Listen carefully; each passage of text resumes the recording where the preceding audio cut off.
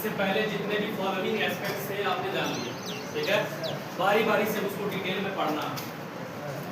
जो पहला चीज है यहाँ पे, पहला एस्पेक्ट पढ़ने जा रहा है वो है गैमेट्स। सेक्सुअल रिप्रोडक्शन में गैमेट्स बहुत ज्यादा जरूरी है। It is very essential. Sexual reproduction takes place by the combination of sex cells और gametes. It is the finest definition of gamete. Sexual reproduction takes place by the combination of sex cells or gametes। इसका मतलब ये है बेटा कि sexual reproduction तभी occur होगा जब गैमेट्स आपस में कंबाइन होंगे, आपस में फ्यूज करेंगे, फिजिकली मीट करेंगे, आपस में गैमेट्स मिलेंगे। गैमेट्स अलग अलग हो सकते हैं, मेल गैमेट्स अलग होगा, फीमेल गैमेट्स अलग होगा। फर्दर यहाँ पे क्लासिफाई किया गया है मेल और फीमेल सेक्स सेल को ही हम गैमेट कहते हैं। देखिए लिखा हुआ है मेल और female sex cell are also known as gametes. यानी कि आप या तो मेल गैमेट कह लो या फिर मेल सेक्स सेल कह लो, फीमेल गैमेट कह लो या फिर फीमेल सेक्स सेल कह लो।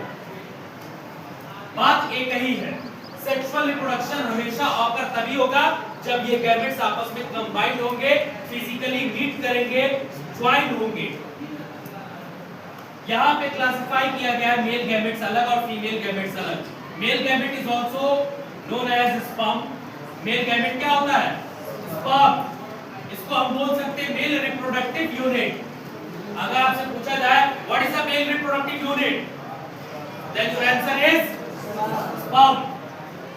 लिविंग सेल होता है। क्या होता है बेटा? Living sex cell. Female gamete क्या हो जाएगा? ओवम या फिर ये हो जाएगा फीमेल रिप्रोडक्टिव यूनिट या फिर लिविंग सेक्स।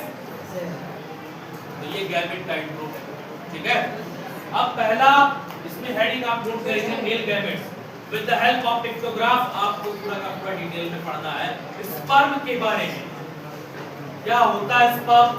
स्पर्म में कौन कौन से रीजन पाए जाते हैं, टेल का काम क्या है, स्पर्म मोटाइल कैसे होता है, स्पर्म को एनर्जी मिलती कहां से है, स्पर्म ओवम में छेद करके कैसे एंटर करता है, ये सब आप पढ़ेंगे डिटेल में।